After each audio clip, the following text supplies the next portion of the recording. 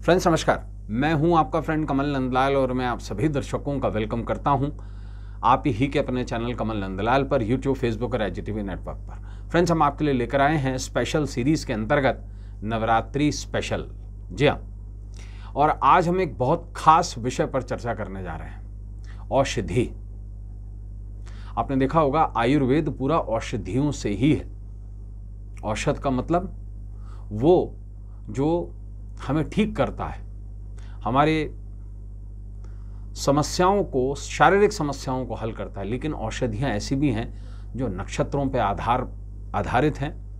और आपको शायद ये जानकर आश्चर्य होगा कि आयुर्वेद में ज्योतिष भी आयुर्वेद में सम्मिलित है। और ऐसे में उन औषधियों को, जड़ों को, पत्तियों को निकालने के भी नक्षत्र वाइज नियम है। और आज हम आपको बताने जा रहे हैं नवरात्रि के 9 दिनों में 9 देवियों पर 9 औषधियां चढ़ाकर बन जाएं रोडपति से करोड़पति।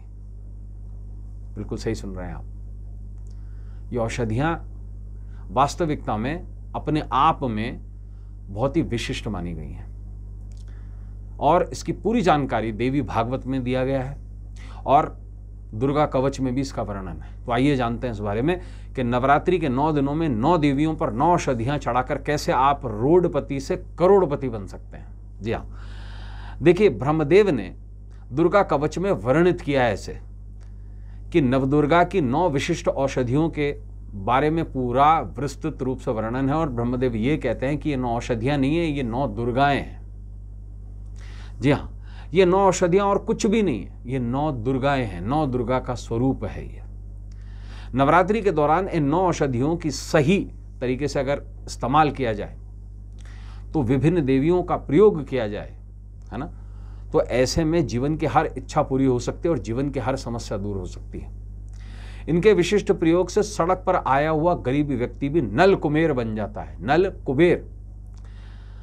तंत्र शास्त्र में अनेक औषधियों के विशिष्ट प्रयोग बताए गए हैं, लेकिन आज हम सरल माध्यम से गृहस्थों के लिए, जो मैरिड लोग हैं, जिनकी गृहस्थी है, उनके लिए सरल प्रयोग बताने जा रहे हैं, जिससे नवरात्रि के 9 दिनों में 9 देवियों पर ये 9 औषधियां चढ़ाकर व्यक्ति रोडपति से करोड़पति बन जाता है। आइए जानते हैं कैसे। देखिए, नवरात्र की प्रतिपदा पर देवी शैलपुत्री पर हरड़ चढ़ाने से, हरड़ एक तरीके की औषधि है, मनोवांछित लाभ प्राप्त होते हैं। हरड़ एक औषधि है जिसे हिमावती भी कहते हैं। यह शैलपुत्री का ही एक रूप है। आयुर्वेद के अनुसार हरड़ 7 प्रकार की होती है। और ये कौन कौन सी हैं ये बता रहे हैं आपको। यह हरितिका, अमृता, हिमवती, कायस्थ, चेतकी और श्रेयसी। दूसरी औषधि, नवरात्र की द्वितीया पर देवी ब्रह्मचारिणी पर ब्राह्मी चढ़ाने से करियर में सफलता मिलती है। आयुर्वेद के अनुसार ब्राह्मी एक औषधि है जो आयु और याददाश्त बढ़ाकर रक्त विकारों को दूर करके स्वर को मधुर बनाती है। इसलिए इसे सरस्वती भी कहते हैं। सरस मतलब मीठा। गुजराती में एक शब्द वो होता है ना, खूब सरस छे। सरस मतलब सब कुछ मीठा है, बढ़िया है। नवरात्रि की तृतीया, ये तीसरी औषधि है। तो नवरात्रि की तृतीया पर देवी चंद्रघंटा पर चंदसूर औषधि चढ़ाने से मन से डर दूर होते हैं और वीरता का भाव आता है। चंदसूर को चमसूर और चर्महंती भी कहते हैं। आयुर्वेद के अनुसार चंदसूर धनिये के समाने, चंदसूर धनिये के समान एक पापद है। यह औषधि मोटापा दूर करने में लाभप्रद होती है। चौथी औषधि और चतुर्थी के बारे में बात करेंगे। नवरात्रि की चतुर्थी पर देवी कूष्मांडा पर पेठा यानी कि कोहड़ा या कुमड़ा, ये चढ़ाने से संतानहीनता से मुक्ति मिलती है। मानसिक रोगों का नाश होता है। आयु, यश, बल और आरोग्य प्राप्त होता है। इस औषधि से पेठा मिठाई भी बनती है और इसको व्हाइट गॉड कहते हैं, अंग्रेजी में सफ़ेद कुष्मांड, और कुमड़ा भी कहते हैं इसको। 5वीं औषधि के बारे में बात करते हैं। 5वीं औषधि है पंचमी पर देवी स्कंद माता पर अलसी। अलसी राहु के प्रभावों को दूर करती है। अलसी के तेल का दीपक जलाते हैं महादेव के सामने। तो अलसी चढ़ाने से दुर्भाग्य दूर होता है, आकस्मिक हानि, आर्थिक हानि से मुक्ति मिलती है। देवी स्कंद माता पर औषधि के रूप में अलसी में विद्यमान रहती हैं और आयुर्वेद के अनुसार अलसी वात पित्त कफ तीनों रोगों की नाशक औषधि है। छठी औषधि नवरात्र की षष्ठी। तो नवरात्र की षष्ठी पर देवी कात्यायनी पर मोइया, ये एक औषधि है मोइया, ये चढ़ाने से दाम्पत्य संबंधित बाधाएं दूर होती हैं तथा अर्थ धर्म काम और मोक्ष चारों प्राप्त होते हैं।